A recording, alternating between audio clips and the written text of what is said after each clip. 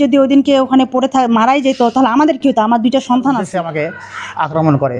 আমি একজন বিএনপির স্বামীকে মারছে, শুধু একজন দুইজন না, 6-7 জন মিলে মারছে।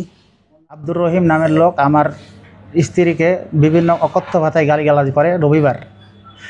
রবিবারের দিন খুব গালিগালাজ করে। রাত্রে আমার স্ত্রী আমাকে জানায় এবং এটা জানার পরে আমি সোমবার সম্ভবত 11টার সময় ওনাকে আমি রাস্তায় পাই। ওনাকে বলি যে আমার স্ত্রীর সাথে তোমার কি হয়েছিল। এই কথা বলার সাথে সাথে সে আমার প্রতি ক্ষিপ্ত হয়ে যায় এবং লাঠি সোঁটা নিয়ে তারা সবাই মিলে আমার ঝাঁপিয়ে পড়ে, আমার যেমন হত্যার উদ্দেশ্যে আমাকে আক্রমণ করে।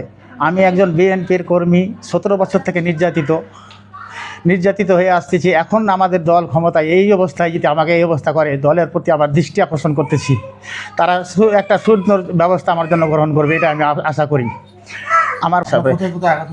আমার মাথার পিছনে আঘাত হয়েছে, ওখানে 16 থেকে 17টা মনে হয় সেলাই দিছে মাথার পিছনে, ইঞ্জুরি বড় ধরনের। এবং চোখের উপরে, বাম চোখের উপরে এখানে মনে হয় 15 থেকে 16টা সেলাই দিছে। খুব অবস্থা আবার ক্রিটিক্যাল, অবস্থা খারাপ। তারপরে আমার এই অবস্থা। এখন এই জন্য আমি একটা বিচার চাই, সুবিচার চাই।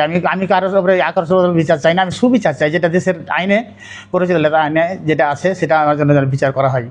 আর তার আগেও আমি যে সেক্রেটারি তার আগেও আমি যুব দলের সভাপতি ছিলাম, ইউনিয়ন সভাপতি ছিলাম। আমি সেই থেকে বিএনপি করি। আমার জোর আবদার তারা যেন আমার দৃষ্টি আকর্ষণ করে আমার ব্যাপারটা দেখে আর কি, এটাই আমার আবদার।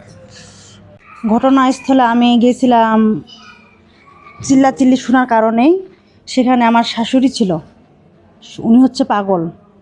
তো ওনাকে এমনভাবে কথাগুলো বলতেছিল যে আমি সহ্য করতে পারতেছিলাম না। তার জন্য আমি বলছি যে এইভাবে কথাগুলো তোমরা বলিও না।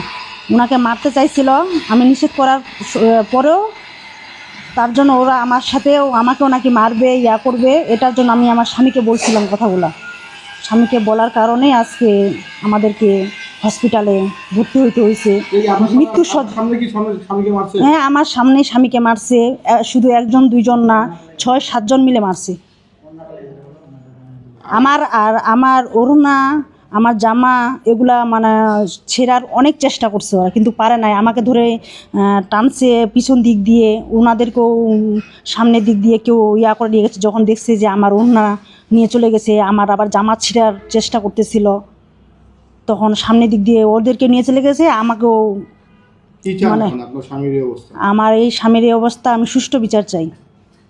আমার স্বামী যেহেতু একটা দলীয় পদে আছে, 1 বছর না 2 বছর না 30 বছর ধরে আছে, বিএমপি করে, ধানের শীষ করে, তাহলে আমার তো সুষ্ঠু বিচার চাই। এটাই আমার করণীয় চাওয়া।